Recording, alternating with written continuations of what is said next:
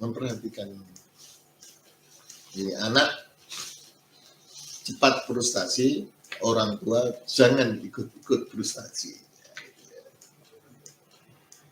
Ya.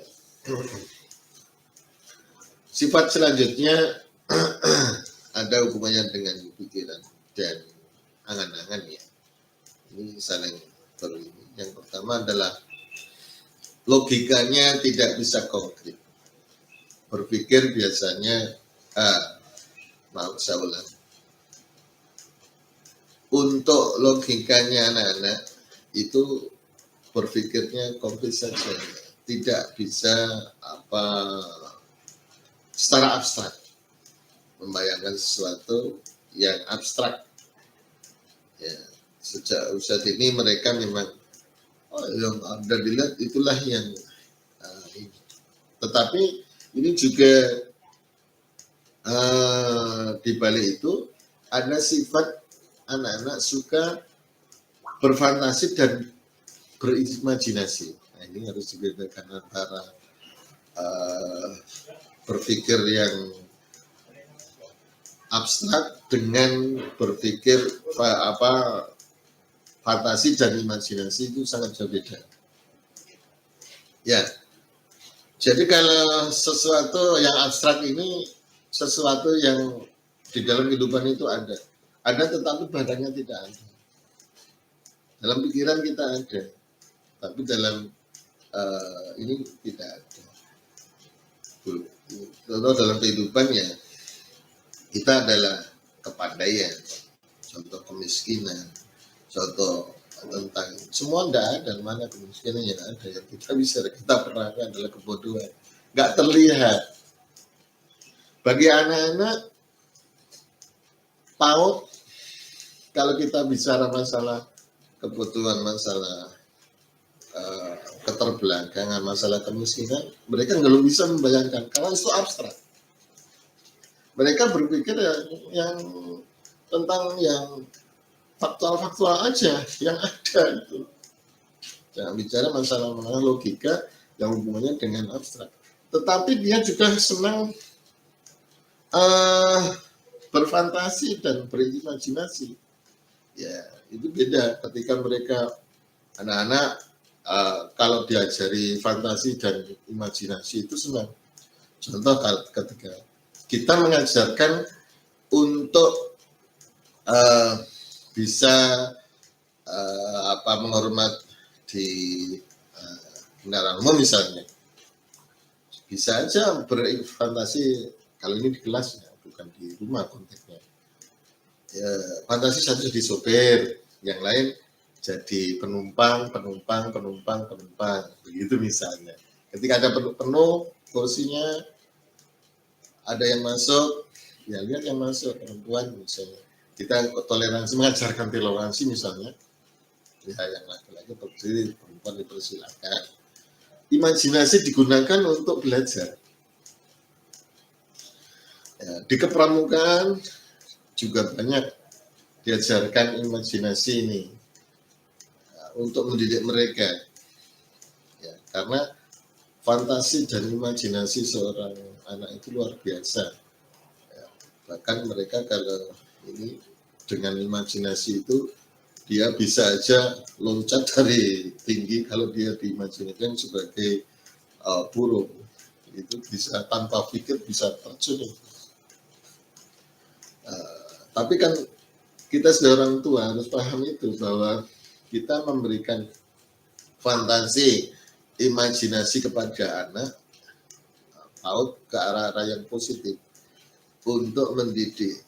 Kalau di kelas untuk mendidik bagaimana perlakuan-perlakuan yang tidak bisa dihadirkan sehingga diimajinasikan. Kalau konteksnya di rumah, ya kita mengajarkan anak untuk berimajinasi dan berfantasi. Ya,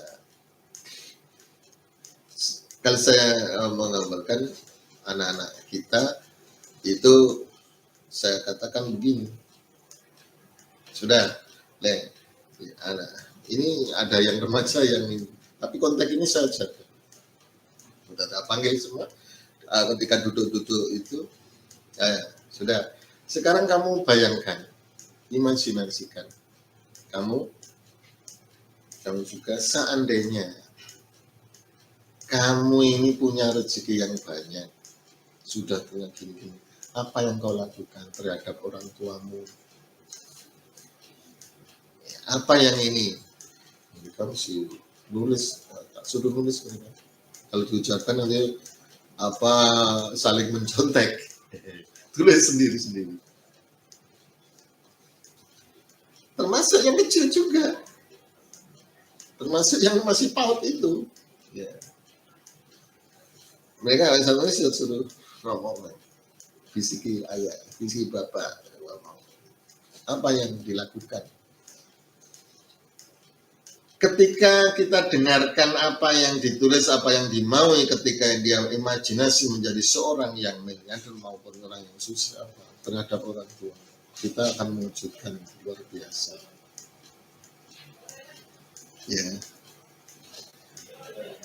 Kalau dia anak kecil bisa aja, oh saya akan mengumrohkan, saya menghajikan, saya akan membangun rumah di dekat pondok dan seterusnya. Ini pelajaran imajinasi yang bisa dibawa di rumah maupun yang biasa diterapkan di sekolah maupun di TK maupun di formal.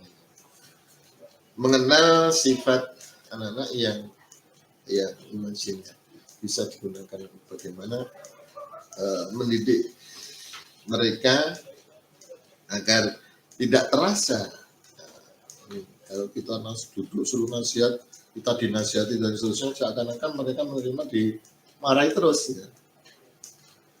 Panggil jelas nih, dimarahi ini, jelas ini, panggil lagi dimarahi ini. Ya sekali lagi kita didik dengan cara yang lain sehingga mereka bisa menggunakan sifat dasarnya dan menyalurkan sifat dasarnya itu ya, sehingga kebutuhan psikologis ya, dan kebutuhan perkembangannya terpenuhi, sehingga dari sisi manusia kita sebagai orang tua maupun guru maupun seorang balik bisa lebih dekat dan terarah bagaimana sifat-sifat mereka, dan kita sendiri akhirnya paham, sehingga apa yang kita gambarkan di awal sebagai seorang pelatih singa paham betul sifat dasarnya. Sebenarnya sifat dasar yang lain masih banyak, tetapi gini, sifat dasar itu kita pahami itu secara umum, tapi kita juga harus mendalami juga sifat individual.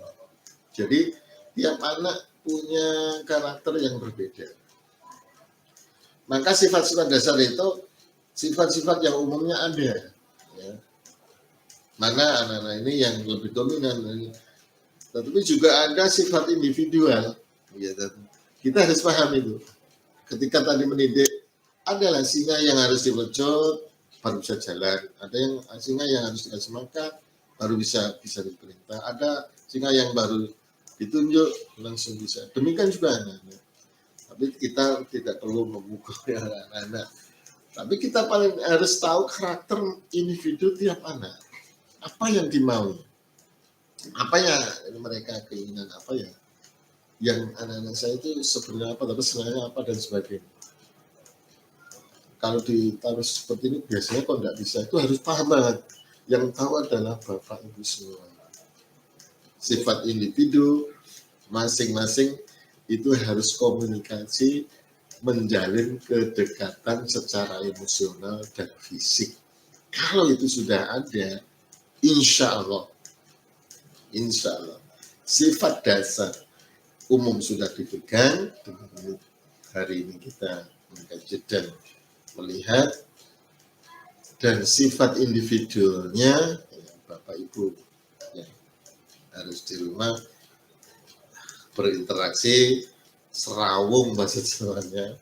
Oh ini seperti apa, kenali anak-anak seperti itu, insya Allah kita dengan demikian kita sebagai orang tua bisa berjuang, bisa ikut andil dalam mendidik anak-anak kita.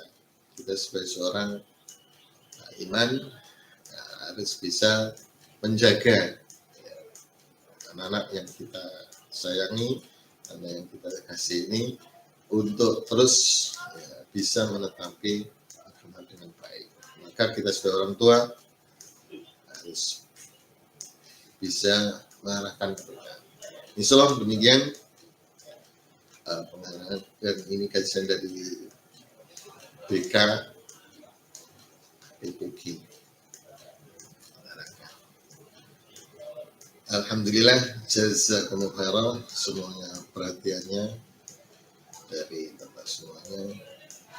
Akhiri dalam Assalamualaikum warahmatullahi wabarakatuh.